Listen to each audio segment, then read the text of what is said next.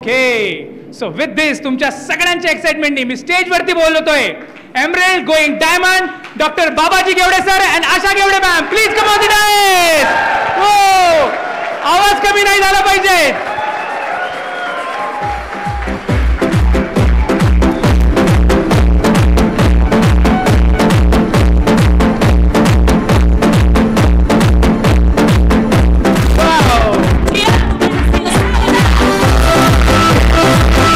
So here we go. It's all up to you, sir and ma'am. Okay, thank you so much Buldhana. एकदा जोरदार टाळ्या होऊ द्या आपल्या सगळ्यांसाठी. Thank you. मागे जे लेडीज उभे असतील प्लीज आपण इकडून बसू शकता. आज ऍक्च्युली संक्रांतीचा दिवस आहे आणि संक्रांत असून सुद्धा है ना, लेडीजचा सण असून सुद्धा आपण सगळे एवढ्या मोठ्या संख्येने आज या ठिकाणी उपस्थित आहात. I really salute you all. Thank you so much. Thank you. आणि जे मध्ये उभे असतील please you can come in between and you can sit over here. जर बसू शकत असेल पुरुष मंडळीमध्ये तर तुम्ही बसू शकता. Okay, yes. सो कम्फर्टेबल ना, क्या बात है, you are so special. Okay, so friends, मला आठवतं आहे असंच आम्ही अकोल्यामध्ये एकदा 14 जानेवारी 2012ला प्रोग्राम केला होता आणि संक्रांतीचाच दिवस होता. 14 जानेवारीला संक्रांतच असते आणि आय एम रिअली प्राऊड की आमचे काही लीडर्स आणि वाशिमची टीम यांनी अकोल्यातलं प्रमिलाताई ओक हॉल तुडुंब भरून टाकलं होतं संक्रांतीच्या दिवशी. That just reminded me of ना that event. Yes, so get settled fast so you can start. सर्वप्रथम तर thanks to Rich DeVos and Jay Van Andel ज्यांनी एवढी सुंदर ऑपॉर्च्युनिटी निर्माण केली या पृथ्वीवरती. जगातली सगळ्यात अद्भुत अशी ऑपॉर्च्युनिटी, व्यवसायाची संधी, ज्याच्यामुळं तुम्ही आणि मी सगळे आज आपण एका ठिकाणी आहोत. आणि असा एक व्यवसाय आहे जो सगळ्या जगातल्या सगळ्या बाउंड्रीज ट्रान्सकेंड करून आपल्या सगळ्यांना एकत्र आणू शकतो. अदरवाईज या ठिकाणी सगळ्या बॅकग्राऊंडची लोक असतील. मी मेडिकल फील्डमध्ये आहे, कोणी गव्हर्नमेंट सर्व्हिसमध्ये, कोणी टीचर्स आहे, कोणी इंजिनियर्स आहे, कोणी हाऊसवाईफ्स आहेत. आपण सगळेजण एकाच ध्येयाने, एकाच गोलनं, एकाच लक्ष्यानं प्रेरित होऊन आज या ठिकाणी आहे आणि ते म्हणजे सगळ्यांना या व्यवसायामध्ये डायमंड जायचे. बरोबर ना? किती लोकांचं गोल आहे diamond and not beyond, not less than diamond, beyond that, right? Yes. So you are at right place. तुम्ही सगळे एका योग्य ठिकाणी आहात. फ्रेंड्स, माझं बॅकग्राऊंड सांगितलंच आहे. मी व्यवसायाने डॉक्टर आहे आणि मी 1988मध्ये माझं MBBSला ॲडमिशन झालं पुण्यामध्ये बीजे मेडिकल कॉलेजला, one of the prestigious medical colleges in Maharashtra and country. आणि दॅट टू ओपन मेरिट. एकच फॉर्म भरला होता मी, मला माहिती होतं मला मेडिकलला ॲडमिशन मिळणार आहे. आणि त्याच्यानंतर MD केलं मी, MD इन चेस्ट डिसीज. आणि गेले 27 वर्ष मी वैद्यकीय व्यवसायामध्ये आहे आणि त्याच्यासोबतच मी मेडिकल कॉलेजमध्ये पण जॉब करतो आहे. वेगवेगळ्या पदांवरती मी काम केलं. अगदी सहाय्यक प्राध्यापक, सहयोगी प्राध्यापक, प्राध्यापक, विभाग प्रमुख, मुख्य वैद्यकीय अधीक्षक आणि एका वैद्यकीय शिक्षण संस्थेचा कुलसचिव या पदांपर्यंत मी काम केलं. आणि ते सगळं करत असताना गेले 18 वर्ष आम्ही दोघं या व्यवसायामध्ये आहोत. खूप मोठा जर्नी आहे. 18 years is not a small period आहे ना. 18 वर्ष म्हणजे काही छोटा पिरियड नाही. एक मुलगा जन्मल्यानंतर 18 वर्षाचा होतो मुलगा, मुलगी तेव्हा ते तारुण्यात येतात ना. तसं आता मला असं वाटतं माझा व्यवसाय सुद्धा तारुण्यात प्रवेश करता झालेला आहे ना. 18 years we have completed. In fact फेब्रुवारी 2005, आता 7 फेब्रुवारी 2024 आम्हाला या व्यवसायामध्ये 5 आणि 24 19 वर्ष पूर्ण होतील. राईट फ्रेंड्स, खूप मोठा जर्नी आहे आणि मी थोडक्यात तुम्हाला सांगायचा प्रयत्न करणार आहे. आय होप की जी काय आमची स्टोरी आहे ती तुम्हाला इम्प्रेस करण्यासाठी नाही आहे, पण ती निश्चितच तुम्हाला रिलेट होईल, तुम्हाला टच करून जाईल, त्यात काही डाऊट नाही. आणि ती स्टोरी सुरू करण्याच्या आधी मी माझे आईवडील आणि माझा मोठा भाऊ ज्याच्यामुळे मी या व्यवसायामध्ये आलो त्या दोघांचेही धन्यवाद. आणि आईवडिलांना तर कधीच आपण त्यांच्या ऋणातून काही मुक्त होऊ शकत नाही है ना. माझे आईवडील आजही आहेत, अगदी धडधाकट आहेत. वडील 82 वर्षाचे आहेत, आई 78 वर्षाची आहे. And I am really proud of them की त्यांनी मला या लायक बनवलं. आणि माझे upline mentors, coach, sponsor, everything, Mahesh आणि Shama Patil, diamonds going camp है ना. Yes, very strong couple, very committed couple and all always. Rajesh आणि रितू नागपाल जे नासामध्ये सायंटिस्ट आहेत, आजही ते या व्यवसायामध्ये फाउंडर एमरल्ड, खूप मोठा बिझनेस आहे त्यांचा, ग्लोबल बिझनेस आहे, अनेक कंट्रीजमध्ये आहे.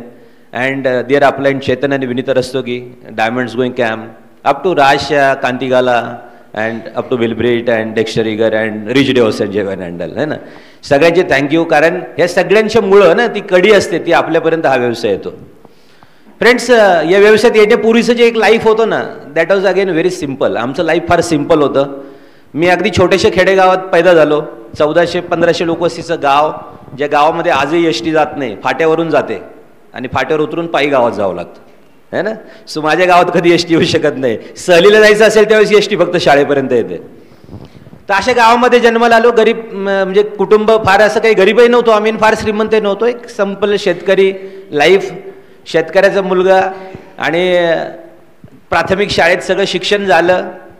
मी जरा शेंडेफळ, एक मोठी बहीण आणि मोठा भाऊ, सगळ्यात मोठा. आम्ही 3 जण. जेव्हा लहान होतो तेव्हा एकत्र कुटुंब होतं. 34 लोकांचं कुटुंब होतं आमचं एकत्र. माझे आजोबा कुटुंब प्रमुख होते आणि आजोबांचे 2 धाकटे भाऊ, आणि सगळं मिळून असं मोठं कुटुंब होतं. शेती होती, बैल होती, गायी होत्या, म्हशी होत्या, शेळ्या होत्या, कोंबड्या होत्या. सगळं असतं ना शेतकऱ्याच्याकडं. येस, सगळं होतं. आणि मी सगळं करत होतो. बैलांचं, गायांचं शेण काढणं, दूध काढणं, सायकलवर दूधाची किटल्या डेअरीला नेणं, हे सगळं केलं. उकिरडेचं आणणं, बैलगाडीमध्ये खत भरून शेतात टाकणं. इतकंच काय, मला पेरता पण येतं, नांगरणी पण केली. 4 बैलाचा नांगर, लोखंडी नांगर हाकलाय. काही लोकांना आठवत असेल, काहींना कधीच माहिती नसेल, है ना. तर हे सगळं करत होतो लाईफमध्ये 12वीत असेपर्यंत, कारण तोपर्यंत सगळं वास्तव्य गावाकडं होतं. आणि 10वीत जाईपर्यंत चप्पलही नसायची पायात, तरी आम्हाला कधी काही वाटलं नाही. शैनीच्या गोष्टी काय असतात जीवनात हे आम्हाला कधी त्यावेळेस कळत नव्हतं, कारण सिम्पल लाईफ होतं आणि गावातले सगळेच सारखे होते. तोपर्यंत फारसा TV वगैरे आलेला नव्हता. तर that was that life, simple, very simple. गावामध्ये कोणाकडेच मोटरसायकल नव्हती. कोणाची तरी गावामध्ये मोटरसायकल आली तर आम्ही काही पोरं त्या मोटरसायकलच्या मागं पळायचो आणि तिला हात लावून बघायचा. सो मोटरसायकलचं ड्रीम, मोटरसायकल सोडा सायकलचं पण ड्रीम होतं माझं एकेकाळी, की गावामध्ये सायकल कुणाची आली, भाड्याची सायकल घेऊन लोक यायचे आणि ती सायकल फिरवायला मिळायची. 50 पैसे तासाचं ते असायचं भाडं. आणि आमच्याजवळ पेठ म्हणून गाव आहे, तिथे 4 किलोमीटर, तिथे सायकल मार्ट होतं. त्या सायकल मार्टमध्ये एक मुलांची सायकल असायची, त्याला ₹1 भाडं असायचं तासाचं. सो आम्ही ती पण घ्यायचं आणि फिरवायचं, ते आमचं ड्रीम असायचं. So it was simple life, अगदी सिम्पल. आणि लहानपण कळायच्या आधीच मी खूप हुशार होतो असं मला सांगण्यात आलं. मला कळायच्या आधीच माझा वर्गात पहिला नंबर यायला लागला आणि तो कधी मी 12वीपर्यंत सोडला नाही शाळेमध्ये. थँक गॉड एक शिक्षक चांगले भेटले ज्यांनी मला अपलिफ्ट केलं आणि ज्यांनी माझ्या माइंडमध्ये एक बीज टाकलं की बाबाजी तू चांगला डॉक्टर होऊ शकतो आणि डॉक्टर झाला तर खोऱ्याने पैसे ओढशील. मी अजून ते खोरं शोधतोय बाय द वे पण मला आंबेत ते खोरं मिळालं असं म्हणायला काही हरकत नाही. आणि त्या शिक्षकांनी लाईफमध्ये एक टर्निंग पॉईंट, एक ड्रीम टाकलं. ड्रीमची पॉवर बघा किती असते. खेड्यामध्ये कुणीच बिलीव्ह नव्हतं करत. असं वाटायचं की पोरगा ITला जाईल, कुठे टेल्कोत जाईल वगैरे असं आमच्याकडे असायचं.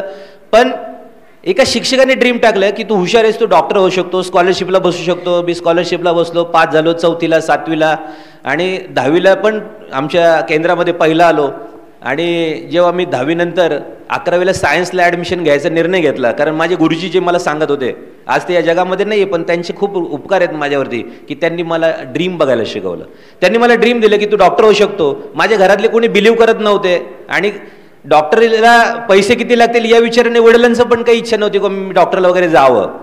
पण सगळे लोक म्हणत होते अरे 10वीला मार्क पडले म्हणजे सायन्सला 12वीला पडतीलच असं काही नाही आहे.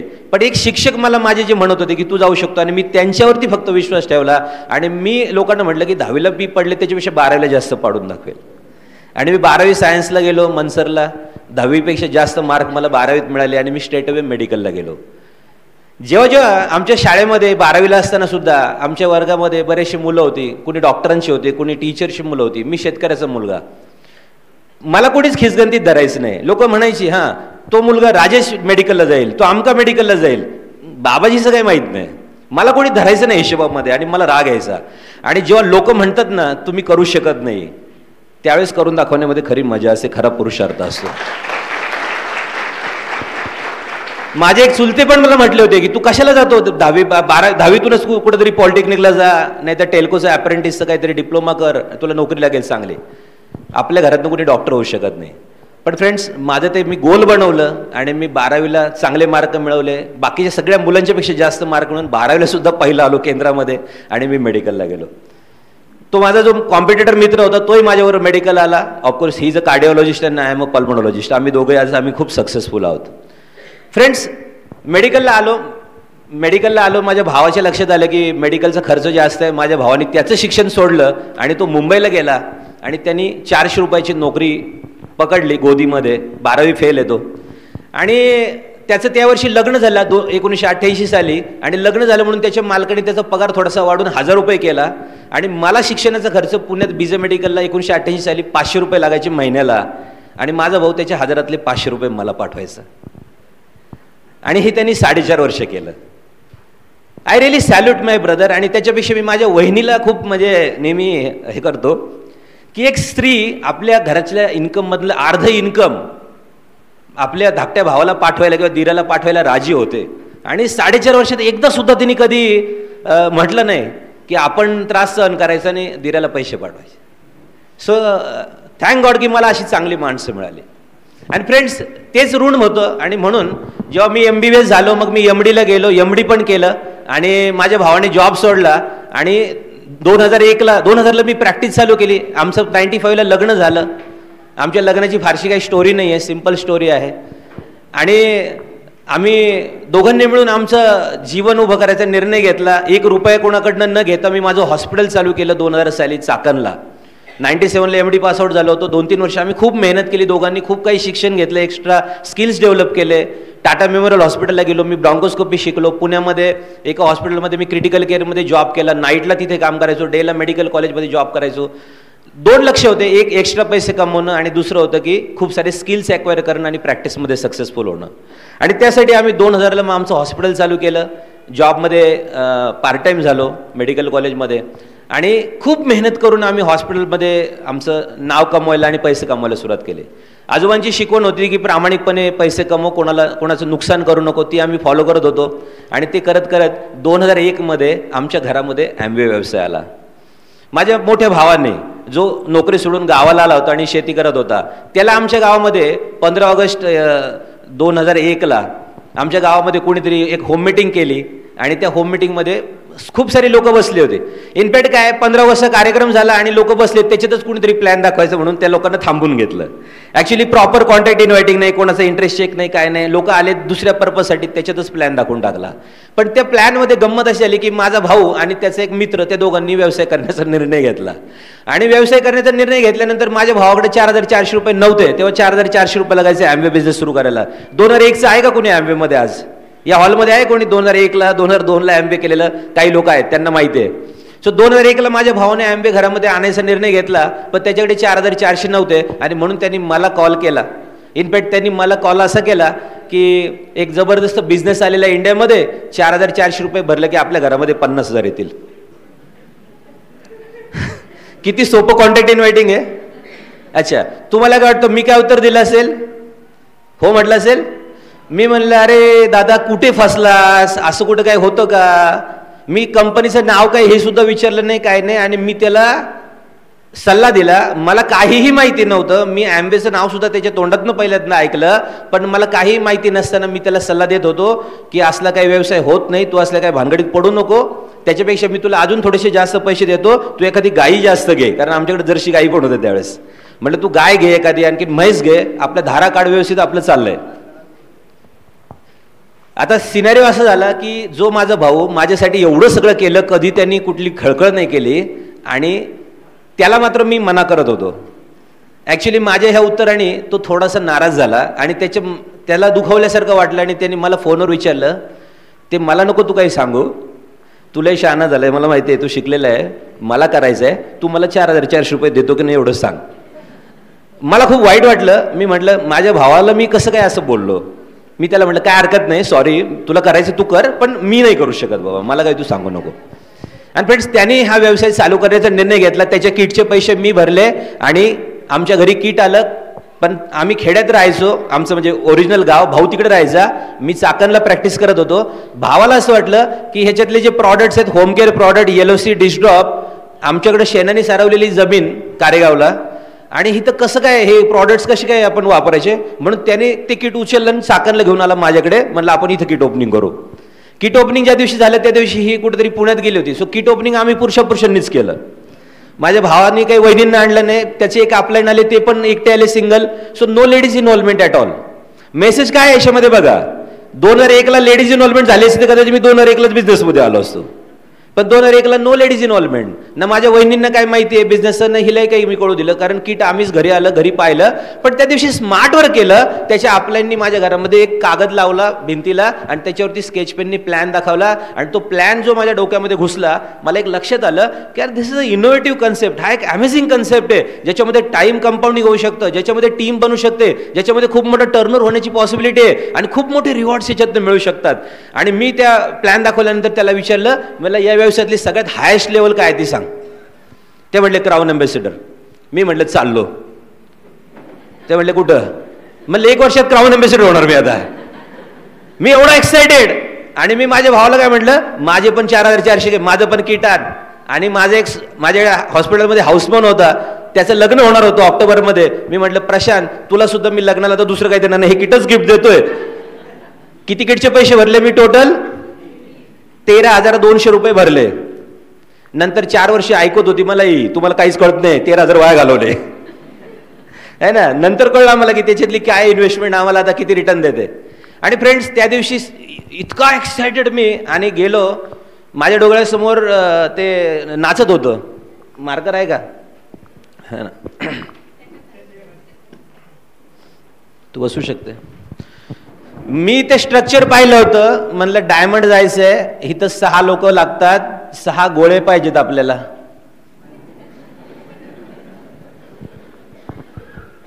तडक तिथनं घरातनं उठलो, हॉस्पिटलमध्ये गेलो, कागद काढला, इथं नाव टाकून दिलं डायमंड डॉक्टर बाबाजी आणि आशा घेवडे. आणि मग 6 लोकांची नावं मी लिहिली. म्हणलं आपलं डायमंड स्ट्रक्चर आजच तयार केलं पाहिजे आपल्याला. एक्साइटेड लोक काही करतात ना. पहिल्या दिवशी त्यांची एक्साइटमेंट एवढी असते की काय करेल सांगता येत नाही. आणि 6 मित्रांची नावं लिहिली. सगळ्यात पहिला माझा वर्गमित्र 11वी 12वीला आम्ही रूममेट होतो, त्याचं नाव लिहून टाकलं. दुसरा होता आमचा नंतर 12वीला आलेला, म्हणजे 3 जण होतो पार्टनर, त्याचं लिहिलं. मग आणखीन कोणाचं लिहायचं, बायकोला 2 भाऊ आहेत जे हक्काची वाटतात आपल्याला, म्हणून मोठ्याचं नाव लिहिलं, छोट्याचं लिहिलं. आणि नंतर माझ्या बहिणीचे मिस्टर आणि हिच्या बहिणीचे मिस्टर, दोघांची जावई. म्हणजे डायमंड स्ट्रक्चर रेडी. ओके, अशी सगळ्यांची नावं लिहिली. आणि पहिला फोन उचलला एकदम उत्साहात, कारण प्लॅन पाहून आलो होतो. 50,000 डोळ्यासमोर दिसायला लागले, क्राऊन अँबॅसेडर डोळ्यासमोर दिसायला लागलं. पहिला फोन उचलला, म्हणलं हॅलो माय फ्रेंड, कसा आहेस. तो म्हटलं बाबाजी काय झालं तुला एवढं एक्साइटेड कसं काय. अरे म्हटलं आयुष्यात इतकी एक्साइटमेंट मला आज आहे ना, एवढी जबरदस्त ऑपॉर्च्युनिटी आपल्या देशामध्ये आली म्हटलं. आणि हिच्यात जर आपण आलो ना, बस काही करायचं नाही आपल्याला, फक्त 4,400 50,000 मिळतात म्हटलं. त्याने तिकडनं काय म्हटलं माहितीये का, ॲम्बे आहे का. जेवढी एक्साइटमेंट होती तेवढी माझी हुस. म्हणलं अरे तुला कसं काय माहिती, माझ्या आधी ॲम्बे तुझ्यापर्यंत पोहोचलोय.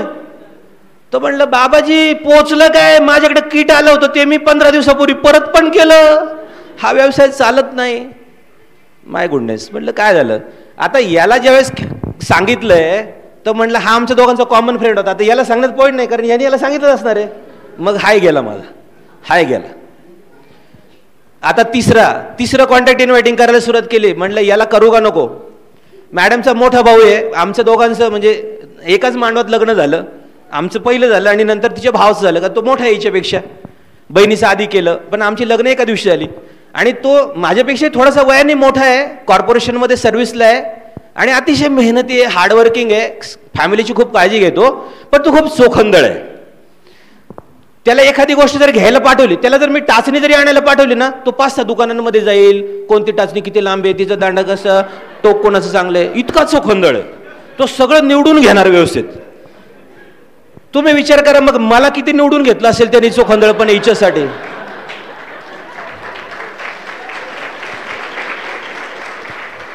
माझी काही हिंमतच नाही झाली याला फोन करायची, याच्यावर अशीच बोलली मारली.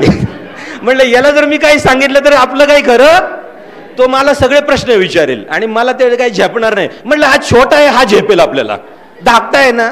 आणि धाकट्याच्या लग्नामध्ये माझी गाडी पण फिरवली होती सजून बिजून. म्हटलं मग हा आपला ऐकेल म्हणून मी त्याला फोन केला. आणि त्याच्याशी मी नेहमी जरा प्रेमाने, धाकटा जरा जास्त लाडका आहे आमचा, तर त्याच्याशी नेहमी प्रेमाने. मग त्याला विचारलं, म्हणलं अरे नंदू लय जबरदस्त आपल्याला एक ऑपॉर्च्युनिटी आहे, फक्त 4,400 रुपये लागतील, तू उद्या 4,400 रुपये घेऊन चाकणला आहे. तो म्हणतो दाजी कशाला? अरे म्हटलं तुला काय करायचंय? नाही नाही भाऊला विचारावं लागेल. अरे म्हटलं भाऊला नको, मध्ये आणू बाबा, भाऊला आणलं तर भाऊ काहीच करू देणार नाही. मग हे पण गेलं. आणि मग नंतर मग माझे दाजी, मग माझ्या दाजींना फोन केला. म्हटलं भाऊजी, दाजींना भाऊजी म्हणतो आम्ही, म्हटलं भाऊजी काय करताय तुम्ही? म्हणजे काय? नाही नाही तुमच्याकडे यायचं होतं मला. काय? एक जबरदस्त काम सांगायचे तुम्हाला. ते म्हणले तू एमबे बिंबे तर नाही जॉईन केलं ना? मलाच तुला सांगायला यायचं होय. म्हणलं का? म्हणलं मी 4 दिवसापूर्वी जॉईन केलंय. अरे म्हणलं काय भाऊजी मला तरी विचारायचं होतं. अरे म्हणलं मी तुला सांगायला भीत होतो, आता मी इकडं जॉईन झालो, तू इकडं. म्हणलं गेलं, ते पण गेले. पहिल्या दिवशी माझी 5ची लिस्ट संपली आणि 6व्याला काय माझी मग हिंमत झाली नाही. समजलं मी ऍक्च्युअली कॉन्टॅक्टिंग काय नाही केलं, काय नाही, बस 2 लोकांना त्यातला बोललो होतो फक्त. एक हा आणि बस 3 लोकांना बोललो. आणि 3 लोकांनी सांगितलं ॲम्वे काय जमत नाही. आणि मी त्याच दिवशी ठरवलं ॲम्वे व्यवसाय चालत नाही आणि हा आपल्याच्याने होणार नाही. आणि त्याच्यानंतर घरामध्ये ॲम्वेला फुल स्टॉप. संध्याकाळी मॅडम आल्या, तोपर्यंत माझी सगळी एक्साइटमेंट संपलेली होती. मी एकदम निगेटिव्ह माणूस बनलो होतो ॲम्वेला पहिल्याच दिवशी. तुमच्या बाबतीत असं होतं का? असं तुम्ही ज्याला प्लॅन दाखवता पहिल्या दिवशीला एक्साइटेड असतो, दुसऱ्या दिवशी फोन उचलत नाही तुमचा? माझ्यासारखे लोक तुम्हाला भेटतात आणि मग माझ्यासारखा माणूस एमरेड जाऊ शकतो, तर तुम्ही पण जाऊ शकता की नाही जाऊ शकता? जाऊ शकता. एवढा निगेटिव्ह. संध्याकाळी मॅडम आल्या आणि तिने ते किट बघितलं. म्हणलं हे कोणी आणलं? म्हणलं अगं आपले भाऊ आले होते कारेगावरनं, त्यांनी आणलं. अच्छा बरं. तोपर्यंत तिला काही माहित नाही. आता लेडीज बघितलं प्रॉडक्ट, आहे प्रॉडक्ट खूप छान दिसतात आहे. मला भीती धाकधूक. म्हणलं आत्ता छान दिसतात आहे, जेव्हा ती बघणार आहे. आणि मग ते मोठ्या मोठ्या बाटल्या होत्या त्यावेळेस 6 प्रॉडक्ट होते त्या किटमध्ये. मग ते LOC काढलं. म्हणलं हे कशाचं आहे? म्हणलं हे LOC आहे ना, हे सगळ्या प्रकारचं क्लिनिंग सोल्युशन आहे. अच्छा. आणि मग डिश ड्रॉप बघितलं त्यांनी. मग हे कशाचं? हे भांड्याचं आहे. म्हणलं माझं किती प्रॉडक्ट ट्रेनिंग मी सिम्पल देऊन टाकलं तिला. आणि हे कसे कपडे? म्हणजे दिसत नाही का कपड्याचं चित्र? हे कपड्याचं आहे, एक भांड्याचं, एक कपड्याचं, एक फरशीचं. अच्छा चांगले दिसतात बरं का. आणि जेव्हा मागं बघितलं तिने, केवढंच आहे? म्हणलं बघ तूच. ते बघितलं आणि धपकन प्रॉडक्ट हातातून पडलं तिच्या. नंतर कसं बसं तिने ती ग्लिस्टर पाहिली, ग्लिस्टर उचलली. मग ग्लिस्टर उचलल्यानंतर ती म्हणते का हो एवढ्या महागाची ग्लिस्टर वापरायची, आपण एवढे श्रीमंत झालो? म्हणलं काळजी करू नको, ही आपण सणावाराला वापरू, एरवी आपले रेग्युलर वापरू, ही सणासुदीला वापरू ग्लिस्टर.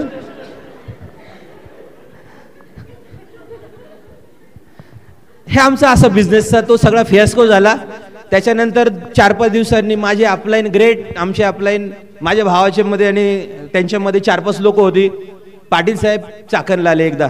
म्हणले आता डॉक्टर्स आले हे तर यांना करू. तोपर्यंत मी पूर्ण मावळ म्हणजे विजलेलो होतो. माझ्यात काही उत्साह राहिला नव्हता आणि मी अशी धारणा केली होती की हा व्यवसाय चालत नाही. पाटील सरांचा फोन आला तेव्हा ते silver producer, I think gold producer होते. ते आले 2001च्या त्या सप्टेंबर-ऑक्टोबरमध्ये आमच्या घरी आणि म्हटले डॉक्टर साहेब मी येतोय, तुमचा कोणाला हा व्यवसाय सांगायचा असेल तर आपण सांगू वगैरे वगैरे. आता माझे काहीही उत्साह नव्हता राहिला. म्हटलं ठीक आहे या सर, आल्यावर बघू. साहेब आले. पाटील साहेब ठरलेल्या वेळाप्रमाणे. मी खूप बिझी, OPD मध्ये बिझी होतो. पेशंट सगळे 2-2 OPD असायचे माझ्या. इकडे एक पेशंट बघायचा, इकडे एक पेशंट बघायचा. कॉमन मधनं पॅसेज होता, बाहेर वेटिंग होतं. पाटील साहेब आले. आता काय करायचं? आता अपलाईन तर आले. आता नवीन नवीन लोकांचं असं होतं ना, नवीन डिस्ट्रीब्युटर, त्याला वाटतं अपलाईन कशाचे येतात. माझे अपलाईन आले, आता प्रॉस्पेक्ट कुठे, कोणाला दाखवायचं प्लॅन? तर मग पाटील साहेब म्हटले आहे का कोणी तुम्हाला, कोणाला ज्याला प्लॅन सांगायचा आहे? मी म्हटलं हां आहे ना, थांबा बसा म्हटलं. मग गेलो OPDत बाहेर. असा सगळे लोक वेटिंग मध्ये बसलेले होते. त्याच्यापैकी अशी नजर फिरवली, म्हणले याच्यातला कोण चांगला दिसतोय. असं जस्ट नजर फिरवली. एक चांगले आमचे टीचर बसलेले होते. हिचं जे माहेरचं गाव आहे त्या गावच्या शाळेमध्ये ते मुख्याध्यापक होते. आणि ते LICच्या पॉलिसीचं मेडिकल करायला माझ्याकडे यायचे, कारण मी मेडिकल एक्झामिनर आहे LICला, अजूनही आहे पॅनलवरती. 35 लाखाचं माझं लिमिट होतं त्यावेळेस. आणि ते मी म्हटलं हां सर चांगले, कारण यांना आपण नेहमी हेल्प करतो तर ते ऐकतील. मी म्हटलं सर इकडे जरा. काय? त्यांना म्हटलं आपला नंबर लवकर लागला. म्हणलं इकडे काय या जरा, माझे मित्र आलेत पुण्यावरून, हे काहीतरी सांगतात ते नीट समजून घ्या तुम्हाला, नंतर तुम्ही पण मला सांगा. मी जरा पेशंट बघून घेतो, तुम्ही जरा समजून घ्या काय ते. मग ते गेले आणि मग ते प्लॅन दाखवायला लागले. 10 मिनिटानंतर ते म्हणले पाटील साहेब थांबा जरा, मी जरा डॉक्टरना भेटून येतो. ते उठून आले, त्यांनी काही प्लॅन पूर्ण पाहिला नाही. आणि मग मी म्हटलं काय झालं? अहो काय सर म्हणले, एकतर मी इतकं प्रॉब्लेम मध्ये, मी केव्हापासून असा बसतोय आणि तुम्ही म्हणलं 1 तास इथे काय बसवतं, मला मुलगाच झाले आणि मी ते दाखवायला आलो तुम्हाला. काय कुणाचं काय ना इंटरेस्ट चेक केला ना काही, बसवलं तिथे. ते म्हणले ते मला काय ऐकायचं नाही, मला द्या काहीतरी गोळ्या औषधं, मी चाललो. ते गेले, मी गेलो साहेबांकडे पाठी. काय सर म्हणलं एवढं चांगलं प्रॉस्पेक्ट बसवलं, मुख्याध्यापक होते, तुम्ही काय त्याला प्लॅन नाही दाखवलं, जाऊ दे म्हणलं आपल्याला नको करायला. दिलं काढून अपलाईनला. That was the time. 2001 full stop. Amway डोक्यातनं काढून टाकलं. ते किट जे काय होतं प्रॉडक्ट थोडंसं वापरलं इनग्लिस्टर, कुठल्या तरी एका सणाला दिवाळीची थोडीशी वापरली आम्ही. त्याच्यानंतर ती तशीच ठेवली. माझा भाऊ नंतर म्हणला अरे तुला काय प्रॉडक्ट वगैरे घ्यायचेत का फॉलोअप? म्हणलं नाही दादा काय नको, तुला काय करायचं ते कर. त्याने ॲपसाईटी वापरायला सुरुवात केली. ती त्यांनी पुढे 4 वर्ष वापरली. त्यांनी व्यवसायाला फुल स्टॉप दिला, मी फुल स्टॉप दिला. आमचं किट लॉफ्टवरती गेलं घरामध्ये. माझ्या त्या हाऊसमनचं लग्न होतं, त्यांनी ओपनच नाही केलं, त्यांनी माझं सगळं बघितल्यानंतर त्याने पण तसंच ठेवून दिलं. आणि मित्रांनो 4 वर्ष निघून गेले. प्रॅक्टिसमध्ये खूप बिझी झालो, सक्सेसफुल बनलो. चाकणमध्ये रोटरी क्लबचा सेक्रेटरी झालो, नंतर प्रेसिडेंट झालो. इंडियन ऑइल कॉर्पोरेशनला जात होतो. 27 कंपन्या आमच्या हॉस्पिटलला अटॅच होत्या. अनेक हॉस्पिटल्सला कन्सल्टंट म्हणून जात होतो. भोसरीत एक क्लिनिक काढलं. चिंचवड निगडीमध्ये जात होतो. असं वाटायचं आपल्या पिंपरी चिंचवडचं आपण आता पल्मोनॉलॉजीमध्ये डॉन झालेलो आहे असं वाटायचं. कुठल्याही हॉस्पिटलच्या बोर्डवरती आपलं नाव असेल तर खूप भारी आपण अचीव्ह केलं असं मला वाटतं. डॉक्टर आहे तिथे कोणी आमची डॉक्टर मंडळी? डॉक्टरांना असं वाटतं ना की आपल्याला ही ऑपॉर्च्युनिटी असते की अनेक हॉस्पिटलच्या पॅनलवरती आपलं नाव असेल तर then we are a very successful doctor. Bronchoscopy करत होतो. 4-4, 5-5 आजूबाजूच्या तालुक्यांमधनं पेशंट यायचे माझ्याकडं आणि आय वॉज व्हेरी हॅपी. आणि ॲम्वे डोक्यातनं निघून गेलं. 2005 फेब्रुवारीच्या आधी डिसेंबर 2004 4 दिवस आजारी पडलो चिकनगुनियाने. आणि चिकनगुनियाने आजारी पडल्यानंतर त्या 4 दिवसात जो डॉक्टर 100-150ची रोजची ओपीडी पाहतो, ब्रॉन्कोस्कोपी ऑपरेशन 15 बेड फुल, त्या 4 दिवसात काहीही नाही. आणि 4 दिवसाचं इन्कम झालं 0. आणि त्या दरम्यान मला एका मेडिकल रिप्रेझेंटेटिव्हनी, बघा काय ज्यावेळेस तुमचं माइंड त्या फेजमध्ये जातं ना, यू अट्रॅक्ट द थिंग्स. मला एका मेडिकल रिप्रेझेंटेटिव्हनी एक पुस्तक दिलं होतं, रिच डॅड पुअर डॅड. खूप सारी पुस्तकं वाचायचा नाद होता. मराठीचे 1001 पुस्तकं माझ्याकडे होती. मी खूप कादंबऱ्या कथा वाचलेल्या आहेत. सगळे मराठीचे सगळे लेखक, माझं मराठी खूप, मला मराठी विषय आवडायचा. आणि ते इंग्रजी पुस्तक पडून होतं असंच. आणि त्या आजारपणाच्या 4 दिवसात नेमकं ते पुस्तक अट्रॅक्ट झालं, रिच डॅड पुअर डॅड. आणि ते पुस्तक वाचलं आणि त्या दिवशी मला कळलं की परफॉर्मन्स बेस्ड इन्कम आणि ॲसेट बेस्ड इन्कममध्ये काय फरक असतो. तुमची जर ॲबिलिटी गेली तर तुमचं इन्कम कोलॅप्स होतं हे मला त्या दिवशी कळलं. आणि माझ्या माइंडमध्ये ती इन्सिक्युरिटी परत एकदा पिपअप करायला सुरुवात झाली की यार असे काहीतरी इन्कमचे सोर्सेस पाहिजेत जिथे माझं काम जरी थांबलं तरी माझं इन्कम नाही थांबलं पाहिजे.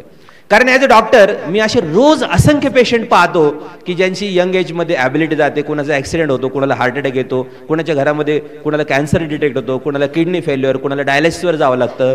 आणि जर काही दुर्दैवाने काही अघटित घडलं तर त्या फॅमिलीचं काय होतं हे खूप जवळून ॲज अ डॉक्टर मी रोज पाहत होतो.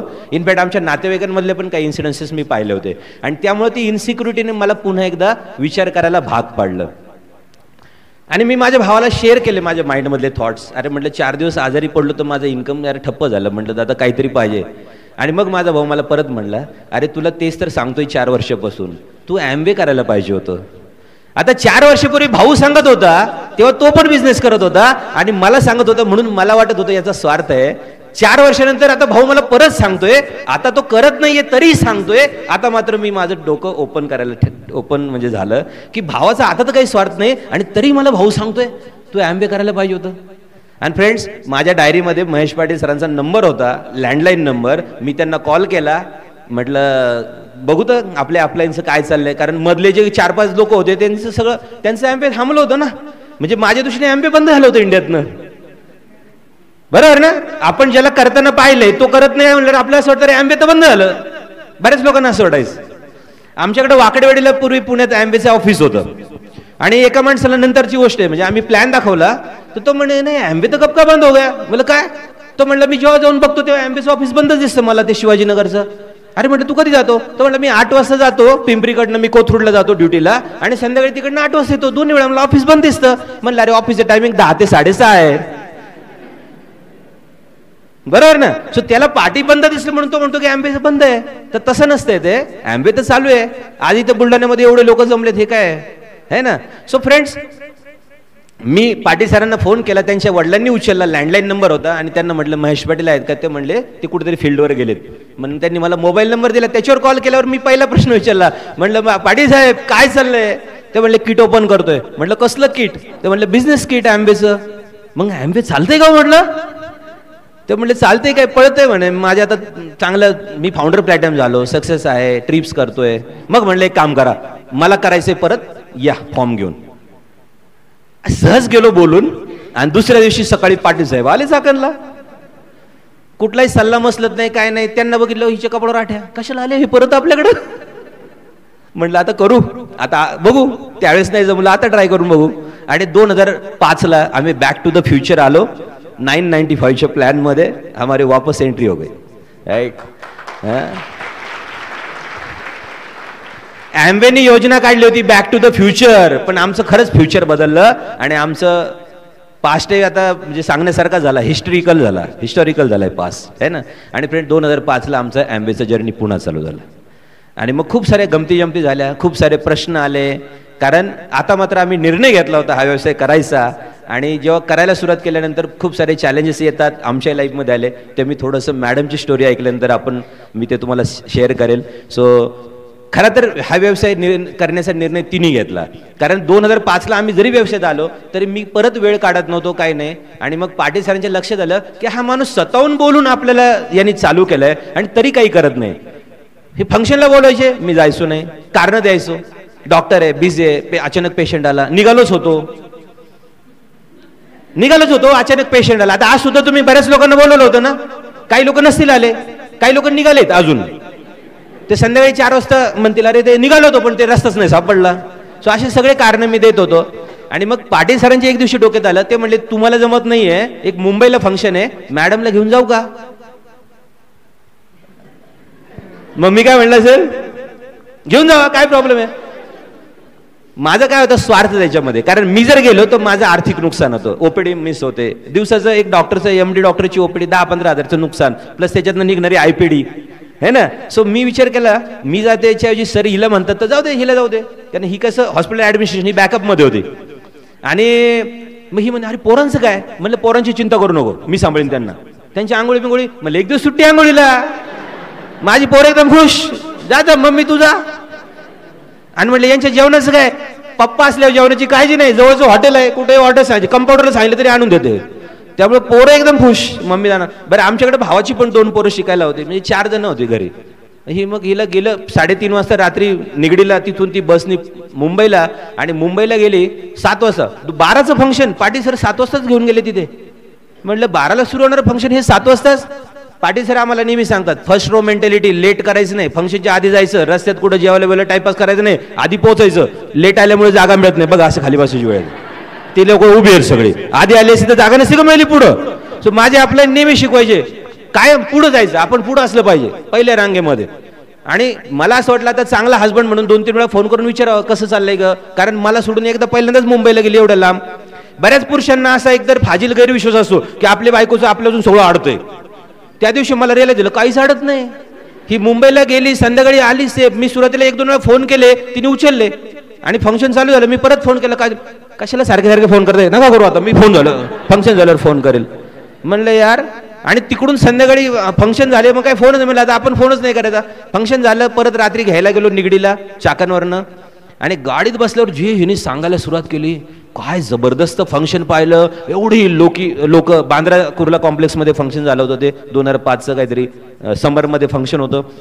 एवढी लोक, एवढ्या व्हॅल्यूज सांगितल्या, एवढे सगळे हजबंड वाईफ यायचे, टाइम फ्रीडम, त्यांच्या ट्रिप्स, आणि सगळ्यांनी सांगितलं. आणि आज मला कळलं की आपल्या फॅमिली व्हॅल्यू किती महत्वाच्या आहेत. आपली माणसं ती आपली माणसं, आपली बहीण ती आपली बहीण, आपला भाऊ तो आपला भाऊ, आपला धीर तो आपला धीर, आपली जाऊ ती आपली जाऊ. म्हटलं बिझनेसलाच मॅजिक करतो. नाही तसं आधीपासून आम्ही चांगलेच होतो, आमचा काही प्रॉब्लेम नव्हता. पण जेव्हा म्हणलं यार एवढा बदल एका फंक्शननी जर होऊ शकतो, बरोबर आपली सासू ती आपली सासू, आपली नणंद ती आपलीच नणंद. म्हटलं बिझनेस फारच अमेझिंग आहे. हिला म्हटलं आपण करू. आणि खरं तिने हा बिझनेस करायचा निर्णय घेतला आणि तिने प्रॉडक्ट वापरायला सुरुवात केली आणि मला खेचून खेचून ॲम्बेमध्ये सक्सेसफुल बनवलं. राईट. आज 17 कंट्री आम्ही फिरून आलोय ॲम्बेच्या माध्यमातून. गुड ना. ॲम्बेत यायच्या आधी मी हिला इंडियात फिरत होतो लोकल आमच्या कॉन्फरन्सला. ॲम्बेत आल्यापासून बिझनेस तिच्या नावाने आहे ना. मी तर काम करतोय फक्त. पैसे 100% तिच्या अकाउंटला येतात. मला ड्रायव्हरची सॅलरी मिळते. मी आता ड्रायव्हिंग करत आलो की नाही. सो मला 10-15% ड्रायव्हरचं इन्कम मिळतं. पण मी तेवढ्यावर खुश आहे ना. आणि जे काही मेन काम आहे ती करते. I am just supporting her. मी आपला गरीब बापुडा कॉलेजला जातो, जॉब करतो 9 ते 4, 5 जसा वेळ मिळेल संध्याकाळी तिला हेल्प करतो है ना. सो जास्त कुणाकडनं ऐकलं पाहिजे. तर मॅडमचा एक प्रॉब्लेम आहे आमच्या. तिला जर जेवढ्या जास्त टाळ्या ऐकते तेवढं जास्त ती चांगलं बोलू शकते. टाळ्या नाही ऐकले तर काही बोलता येत नाही तिला. Thank you thank you thank you thank you. खरं सरांसाठी जोरदार टाळ्या वाजवू आपण. थँक्यू. फ्रेंड्स, खूप छान वाटते आज बुलढाण्यामध्ये पहिल्यांदा आलो सेमिनारसाठी. खूप छान वाटतं. एवढी सगळी जबरदस्त एक्साइटमेंट पाहिली, जबरदस्त वेलकम केलं आमचं विशाखा मॅडम, भारत सर, अनूप. आम्ही सगळे खूप छान. आम्ही आत्ताच गोव्याला जाऊन आलो, एवढा एन्जॉय केला आणि आज इथं आलो आणि तुम्ही सगळ्यांनी एवढं जबरदस्त वेलकम केलं. खूप छान वाटतं. शर्ली मॅडम आहे, प्रतीक्षा मॅडम आहे, प्रतिभा मॅडम. तर या सगळ्यांसाठी जोरदार टाळ्या वाजूया आपण. Thank you thank you thank you friends.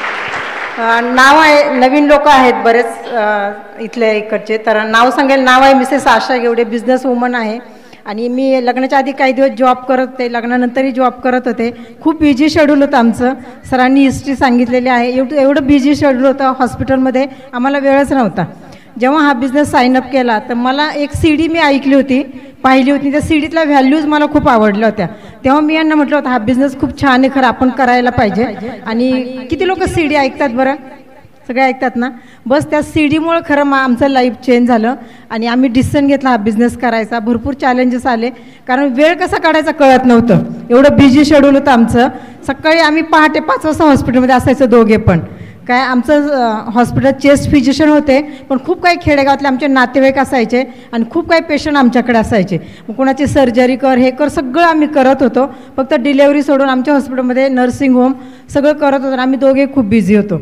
आणि हा बिझनेस जेव्हा लाईफमध्ये आला तर मी म्हटलं क्वालिटी प्रॉडक्ट्स आम्ही वापरायला सुरुवात केली, पण बिझनेस करायचं डोक्यात नव्हतं काही. म्हटलं आपल्याला वेळ नाही, आपल्यासाठी हा बिझनेस नाही आहे. पण थँक्स म्हणून अपलाईन आहे ना, देवानंतर देवाला पहिलं थँक्स, नंतर अपलाईन महेश सर आणि शमा मॅडम. जोरदार टाळ्या वाजवूया त्यांच्यासाठी. Thank you thank you.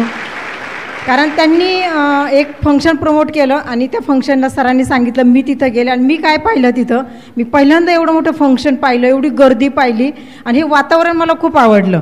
इथं जर बघितलं तर एवढा रिस्पेक्ट, रिकॉग्नेशन आणि एवढी गर्दी होती तरी धक्काबुक्की नव्हती. जेंट्स पण एवढे कुठले व्हल्गरिटी जोक्स नव्हते, कुणी दारू पिलेलं नव्हतं, कुणी सिगारेट पित नव्हतं. मला हे वातावरण खूप आवडलं. असं फंक्शन मी पहिल्यांदा पाहिलं. मी म्हटलं अरे खरंच हा वेगळा काहीतरी बिझनेस आहे. एवढं छान फंक्शन आहे, एवढे छान लोक याच्यामध्ये आहे आणि कल्चर किती छान आहे. मला ते खूप आवडलं. आणि मग मी सरांना म्हटलं नाही आपण हा बिझनेस करूया. आणि असं रिकॉग्निशन तुम्ही पाहालच आता, असं रिकॉग्निशन चालू होतं ना, ते मला एक खूप आवडलं. कपल येत होते, सांगत होते आज वेळ आणि पैसा दोन्ही आहे आमच्याकडे. तेव्हा आमच्याकडे पैसे होते पण वेळ नव्हता. कुठं जायचं म्हणलं तर सरांचा वेळ कधीच मिळत नव्हता. कुठं जायचं म्हणलं तर गाडी घ्या, ड्रायव्हर घ्या, मला जावं लागत होतं. पण ह्या बिझनेसमध्ये जर बघितलं तर कपल येत होते आणि सांगत होते. हे मला खूप आवडलं. आणि साध्या साध्या सिम्पल लेडीज सांगत होत्या दरवर्षी आम्ही फॉरेनला जातो. किती लोकांना फिरायला आवडतं? सगळ्यांना. आम्हालाही खूप आवडतं. आणि मग माझं एक ड्रीम जागा झालं. म्हटलं हा जर बिझनेस केला तर नक्की आपण फॉरेनला जाऊ. तोपर्यंत आम्ही इंडियात फिरत होतो, विमानानं जात होतो, सरांच्या कॉन्फरन्स असायच्या, 5 स्टार हॉटेलमध्ये आम्ही राहत होतो.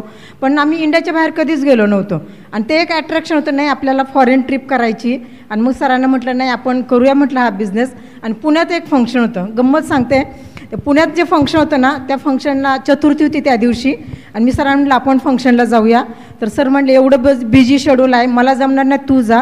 पण मी म्हटलं नाही एक तर फंक्शन तुम्ही पहा माझ्याबरोबर. आणि त्या दिवशी मी त्यांना मस्त साबुदाणे वडे वगैरे करून घेतले. म्हटलं भूक आता फंक्शनमध्ये माहिती ना अजिबात कुठे वेळ घालवायचा नाही हे मला माहिती होतं. आणि मुंबईचं फंक्शन मी पाहिलं होतं. आणि यांना म्हटलं चला निघूया आपण. म्हटलं जेवढे पेशंट होते तेवढे पाहिले आणि निघलो. निघताना परत आमची भांडणं दोघांची की तू आणि तुझा बिझनेस तू बघायचं, मला याच्यात ओढायचं नाही म्हणे, माझे पेशंट खूप महत्त्वाचे आहेत मला. आणि निघता निघता एका पेशंटचा कॉल आला, म्हणे डॉक्टर कुठे आहे तुम्ही? तर हे म्हणे मी पुण्यात आहे. म्हणे अरे सर आत्ता तुमची गाडी पास झाली म्हणे मला. आणि मी माझ्या भावाला म्हणे 40 किलोमीटरहून दूर घेऊन आलो, कारण त्याच्या सकाळी छातीत दुखलं आणि खास तुम्हाला दाखवायचं म्हणे त्यांना. तर एवढे मग हे, आणि परत आम्ही तिथनं मागे आलो, हॉस्पिटलमध्ये गेलो, लॉक उघडलं, पेशंट पाहिलं आणि ते म्हणे एवढे लांबून म्हणे पेशंट माझ्यासाठी येतात, माझं एवढं रेप्युटेशन आहे आणि तुम्हाला याच्यात कसं ओढायचं नाही म्हणे, तू कर म्हणे, जा गाडी घे, ड्रायव्हर घेत जा म्हणे, मला ओढू नको. पण मी म्हटलं नाही, तरी पण म्हटलं चला.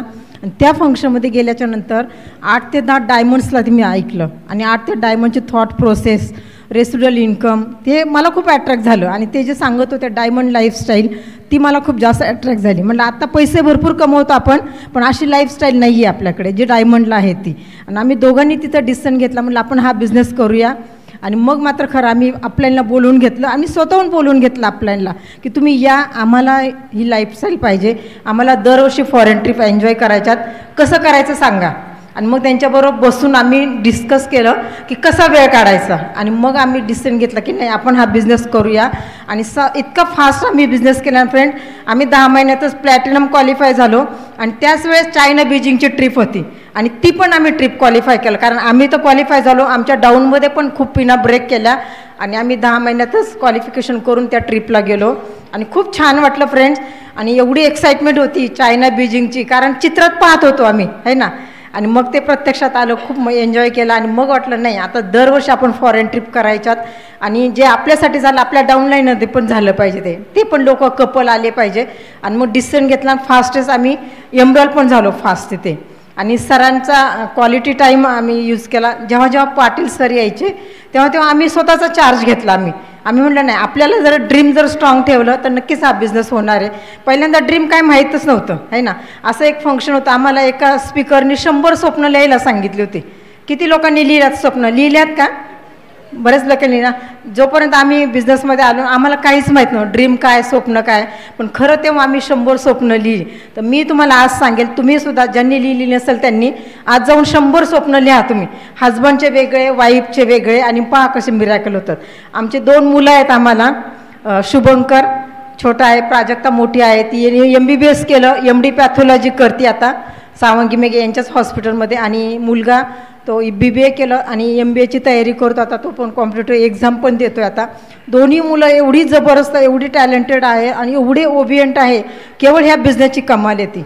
कारण ह्या बिझनेसमध्ये जेव्हा आपण आल्याच्यानंतर ज्या फंक्शन्स, ज्या CD आपण ऐकतो, पुस्तकं वाचतो, ती आमची मुलं पण वाचतात ते. त्यामुळे खरं त्यांची थॉट प्रोसेस पण चेंज झाली. आम्ही पहिले पुस्तकं वाचायचे, पण कथा कादंबऱ्या वाचायचं, अशी पॉझिटिव्ह मेंटल ॲटिट्यूडचे पुस्तकं वाचायला पाहिजे हे कुणी सांगितलंच नव्हतं. ह्या बिझनेसमध्ये आल्यानंतर जेव्हा स्पीकर सांगत होते मग आम्ही ते करायला सुरुवात केली. आणि आम्हाला तर खूप नवं, म्हणजे खूप प्राऊड फील वाटतं आमच्या मुलांबद्दल. जी पुस्तकं आम्ही वाचते त्याच्यापेक्षा जास्त पुस्तकं मुलं वाचतात, आमची मुलं वाचतात, ते दोन्ही पण मुलं. आणि एवढी जबरदस्त, बऱ्याच लोकांनी पाहिलेलं आहे त्यांना. आणि एवढं छान आमच्या ग्रुपमध्ये पण सगळ्या लोकांना माहिती आहे, खूपच छान त्यांच्यावर संस्कार झालेले आहेत. आपली तेव्हा ही जी सिस्टीम आहे गुरुकुल, ह्याच्यामुळं पहिली जी सिस्टीम होती त्याच्यामुळं खूप छान परिणाम झाला त्याचा. आणि मी तर मुलांना, छोट्यांना, असं छोटी मुलं होती माझी तेव्हा त्यांना लहान ठेवून मी माहेरी सोडायची आणि अशा फंक्शनला मी जायची, पण कधी मी फंक्शन मिस केलं नाही कुठलं. आणि तेच मुलांना जेव्हा आम्ही फॉरेनला घेऊन गेलो, थायलंड, बँकॉकच्या ट्रिपला घेऊन गेलो, इतकं छान वाटत होतं. माझ्या मुलाला तर स्विमिंग खूप आवडतं. आणि त्या जे स्विमिंग, हिल्टन आर्केडिया नावाचं हॉटेलमध्ये ॲम्बियनी ठेवलं होतं आम्हाला. तर त्या हॉटेलमध्ये 8 स्विमिंग पूल होते. तर त्यांनी एका दिवशी 8 वेळा स्विमिंग पूलमध्ये आंघोळ केली. तर मला खूप छान, कारण तो म्हणला प्रत्येक स्विमिंग पूलमध्ये मी जाऊन आंघोळ करणार आहे.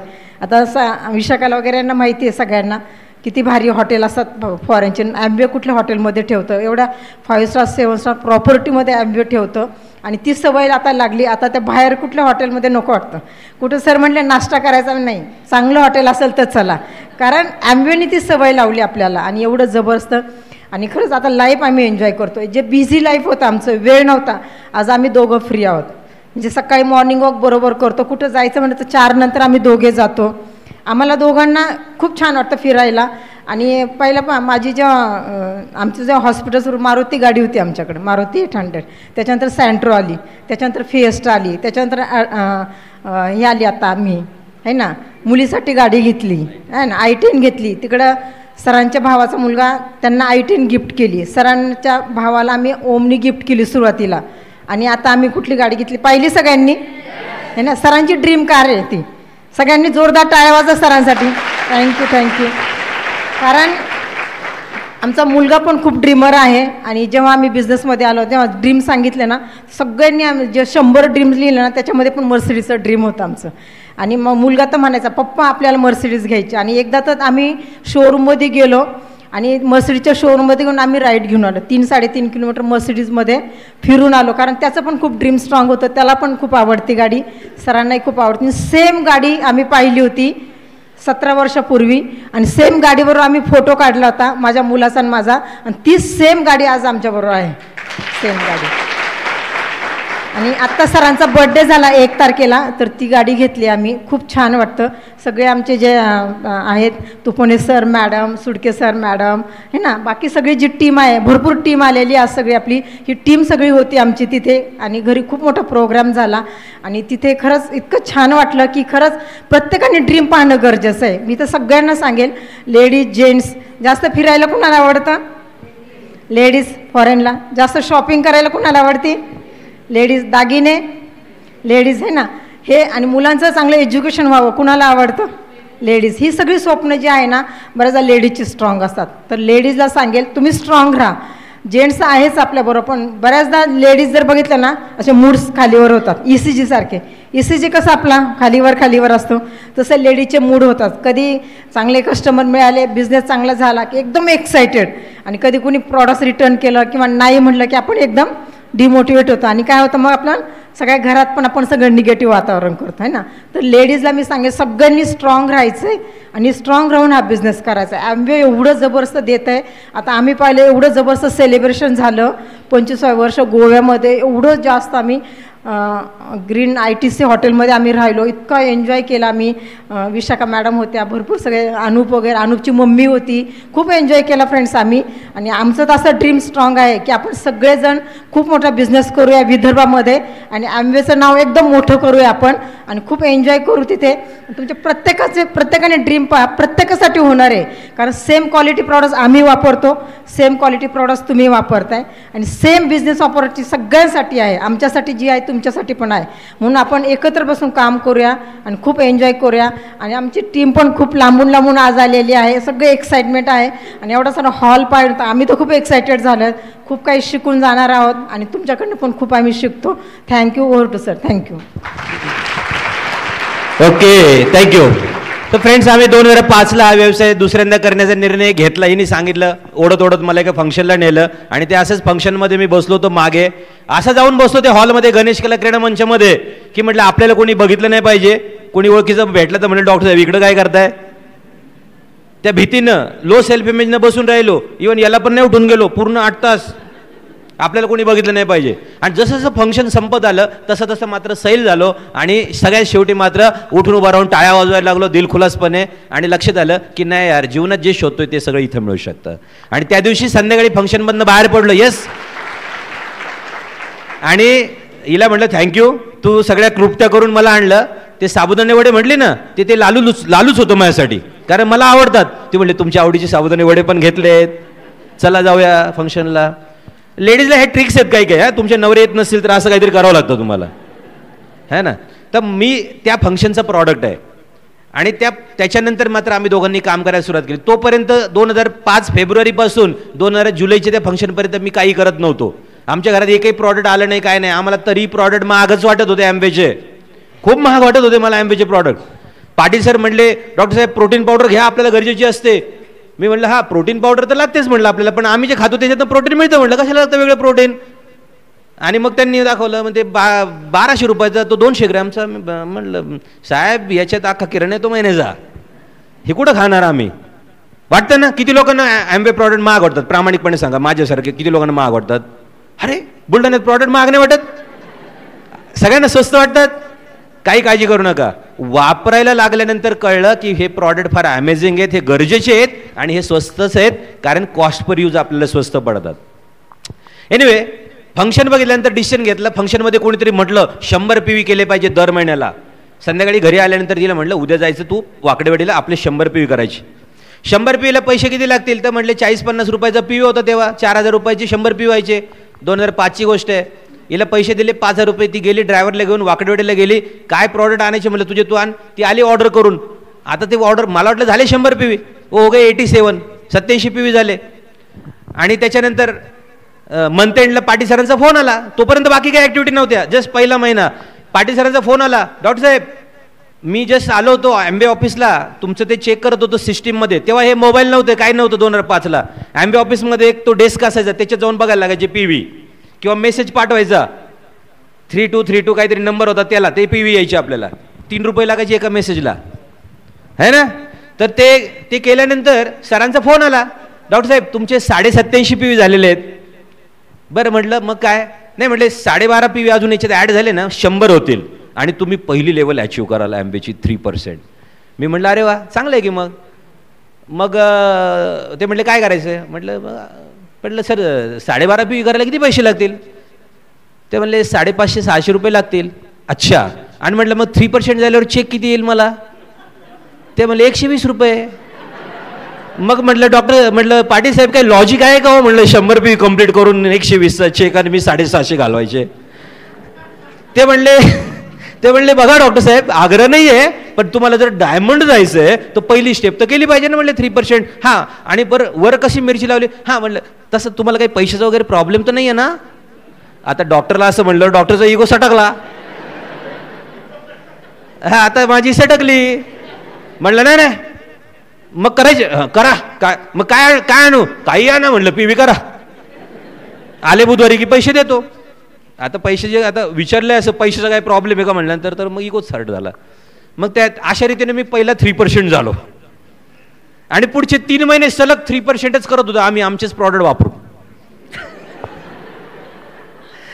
कोणाला सांगायला जायची हिंमत होत नव्हती. एक डॉक्टर घरात आपले प्रॉडक्ट बदलेल, पण लोकांना कसं जाऊन सांगणार. आणि तो पण चाकणसारख्या शहरातला एक फिजिशियन, एक नंबर 1 डॉक्टर की ज्याच्याकडे सगळे प्रकारचे पेशंट येतात. अगदी आमदार आणि खासदार पण आमच्याकडे पेशंट यायचे आमचे. माझ्यासाठी हा डिसिजन डिफिकल्ट होता की घरातले प्रॉडक्ट आम्ही वापरू, पण लोकांना आम्ही कसं सांगणार आणि लोकांना काय तोंडाने सांगणार. आणि लोकांना कळलं मी MBA करतो तर लोक मला काय म्हणणार, ही सगळ्यात मोठी भीती होती माझ्या माइंडमध्ये. जिंदी गायला अजून एका फंक्शनला मला जावं लागलं. मुंबईला गेलो, एक अतिशय जबरदस्त फंक्शन पाहिलं. आणि त्याच्या आधी एक पुण्यामध्ये गेलो, एक फंक्शन पाहिलं, ओपन मीटिंग पाहिली सिम्पल. तोपर्यंत मला माझ्या अपलाईनचं इम्पॉर्टन्स नव्हतं. पाटील साहेब येतात चाकणला, येत असतील, काय माहिती ते कोणत्या लेवलला आहेत. एक ओपन मीटिंग पाहिली आंबेडकर हॉलमध्ये, 300-400 लोक होती. कुणी प्लॅन दाखवला काही आठवत नाही. प्लॅन संपला, मी आपला मागच्या कोपऱ्यात बसलो होतो. रिकॉग्निशन चालू झालं, कुणीतरी आलं. हा म्हणलं मी ITI टीचर येतो. म्हणलं मी असं आहे तसं आहे. म्हणलं असतील हे लोक, यांचं चालत असेल. त्याच्यानंतर कोणतरी गोल्ड आले, कोणतरी प्लॅटिनम आले आणि फाउंडर प्लॅटिनम लेवलला माझे अप्लाईन आले बाबा. म्हणलं बापरे सरांची बरीच मोठी लेवल आहे. आणि त्यांच्यासोबत कोणीतरी आणखीन एक बँकर आला, एक इंजिनियर आला, मग एक पोलीस कॉन्स्टेबल आला. तो म्हणला मी पोलीस कॉन्स्टेबल आहे, 26.5 साल सर्विस किया, अभी फ्री हो. उसके बाद त्याच्यानंतर आणि माझी तर अपलाईन आहेत बाजूला आणि त्यांचं अपलाईन मग बोलायला लागला. म्हणलं मी ट्रक ड्रायव्हर होतो, 10वीत 3 वेळा फेल होतो, मराठी सकट सगळ्या विषयामध्ये, आणि आता इतके कंट्री फिरून आलो की पासपोर्टवरती शिक्का मारायला जागा नाही. आणि ते मात्र वाक्य मला परत लागलं. मी विचार करतोय हा माणूस 10वीत 3 वेळा फेल आहे, मराठी सकट सगळ्या, मी कायमच पास आहे, टॉपर आहे, सगळीकडे पहिला नंबर आहे आणि मराठीत जिल्ह्यात पहिला दुसरा होतो, डॉक्टर आहे. आणि ते म्हणते माझ्याकडे पासपोर्टवरती शिक्का मारायला जागा नाही. आणि मी म्हणतोय आपला तर पासपोर्टचा पण पत्ता नाही. Something is a problem. मग लक्षात आलं की मी एका वेगळ्या सिस्टीममध्ये आणि तो वेगळ्या सिस्टीममध्ये. आणि फ्रेंड्स त्या दिवशी मात्र परत एकदा मिरची लागली आणि घरी गेल्यानंतर पहिलं काम केलं, हिला म्हणलं पहिले पासपोर्टला अर्ज कर, स्पॉन्सरिंग बाद में देखा जाएगा. हो होगा, पहिला पासपोर्ट आणायचे आहे ना. दोघांचे पासपोर्टला अप्लाय केले आणि दोघांचे पासपोर्ट पहिले आमच्या हातामध्ये आले घरी. आम्ही बोला आपण आता फॉरेनला जायला क्वालिफाय झालो है ना. तुमच्यापैकी किती लोकांनी पासपोर्ट काढलेत. अरे वा, बरेच लोक तयार आहेत. बॅगा भरल्या का. Yes yes. सी एक एक स्टेप ड्रीमकडे, आपल्या स्वप्नांकडे आपल्याला जायला लागेल. आणि फ्रेंड्स, मग आम्ही स्पॉन्सरिंग, मग पाटील साहेबांनी आम्हाला नीट व्यवस्थित गेटिंग स्टार्टेड केलं आमचं. या व्यवसायाचं सगळं स्वरूप समजावून सांगितलं की हा व्यवसाय आहे, याच्यामध्ये प्रॉडक्ट वापरा पहिल्यांदा अनुभवासाठी आणि तुम्ही ह्या प्रॉडक्टचा टर्नओव्हर करा. या व्यवसायामध्ये प्रॉडक्ट टर्नओव्हर झाला तरच पैसे मिळतात, नुसते लोक गोळा करून पैसे नाही मिळत. हे त्यांनी मला नीट समजून सांगितलं. आणि लोकांची टीम कशी बनवायची, कसं आपण लोकांना या व्यवसायामध्ये ही ऑपॉर्च्युनिटी शेअर करायची, प्रॉडक्ट कसे शेअर करायचे, कसे रिटेल करायचे, हे सगळं आम्हाला त्यांनी सांगितलं. प्रॉडक्टचे ट्रेनिंग घ्या म्हणून सांगितलं. तेव्हा प्रॉडक्टचे ट्रेनिंग चाकणला होत नव्हते, ऑनलाईन तर होतच नव्हते, झूम टेक्नॉलॉजी नव्हती. चाकणवरून पुण्याला जायला लागायचं प्रॉडक्ट ट्रेनिंग सेशनला. आणि एकदा आम्हाला सरांनी प्रॉडक्ट ट्रेनिंग सेशन प्रमोट केलं. मी, आशा, तोपर्यंत माझ्या टीममध्ये 2-3 लोक आले होती. ते 3 लोक, आम्ही 5 लोक कारनी चाकण से पुन्हा आ गए. पुन्हा वाकडेवाडी ऑफिस. 10 वाजताचं ट्रेनिंग सुरू होणार होतं. मी 10 वाजून 5 मिनिटांनी पोहोचलो, थोडासा लेट ट्रॅफिकमुळं. और मेरे को मना किया. ट्रेनर बोला की आप नहीं जा सकते अंदर, सिक्युरिटी नहीं बाहर रोक दिया. एवढा इन्सल्ट झाला. एक MD डॉक्टर आलाय, MBA करायचं म्हणतोय, ट्रेनिंगला आलाय ओपीडी बंद करून, और मेरे को ट्रेनिंग में अंदर नहीं जा रहे दे रहे. म्हणलं यार अभी तो कुछ करना पडेगा. लगेच रागात आपल्या लय रागायचं. सुरुवातीला लय रागीट होतो आम्ही, आमची लय लवकर सटकायची. काही झालं की आम्ही लगेच तलवारच उपसायचो. काय झालं की राग आपल्यावर काढायचा राग आहे ना. तुम्ही आम्हाला बिझनेसमध्ये आणलं, ट्रेनिंगला आलो, आम्हाला ट्रेनिंगला आतमध्ये येऊ देत नाही, असला कसला बिझनेस तुमचा. माझे आपल्याला म्हणायचे डॉक्टर साहेब शांत व्हा, शांत व्हा. काय झालं, इगो हर्ट व्हायचं ना. असं वाटायचं. काय होतं ना ॲक्च्युली प्रॉब्लेम हा होता की चाकणमध्ये गेलो, कुठल्याही कार्यक्रमात गेलो ॲज अ डॉक्टर, तिथला मला कायम पहिल्या रांगेत वगैरे बसायची संधी मिळायची. कुणी गेलं तर उल्लेख केला जायचा की आज या कार्यक्रमाला डॉक्टर बाबाजी घोडे उपस्थित राहिले वगैरे. असं ते ग्रामीण भागामध्ये असं वाटतं आपला रुबाब आहे. आणि ॲम्बेच्या ऑफिसला गेलो कुणी ओळखत नाही आपल्याला. सिक्युरिटी पण विचारत नाही. म्हटलं यार असा बिझनेस करेल, इतका मोठा बिझनेस करेल ना, सिक्युरिटी क्या एमवे का पूरा स्टाफ यार आपने स्वागत के लिए हाजिर रहेगा उसके बाद में.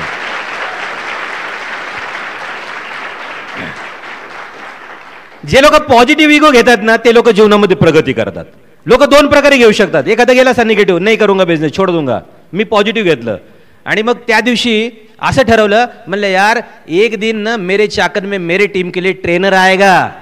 ज्या ट्रेनरने मला मना केलं होतं तिथे आतमध्ये येऊ नको, 1-1.5 वर्षामध्ये चाकणला एवढी मोठी टीम बनवली, वही ट्रेनर मेरे टीम के लिए ट्रेनिंग करने आने लगा चाकण में.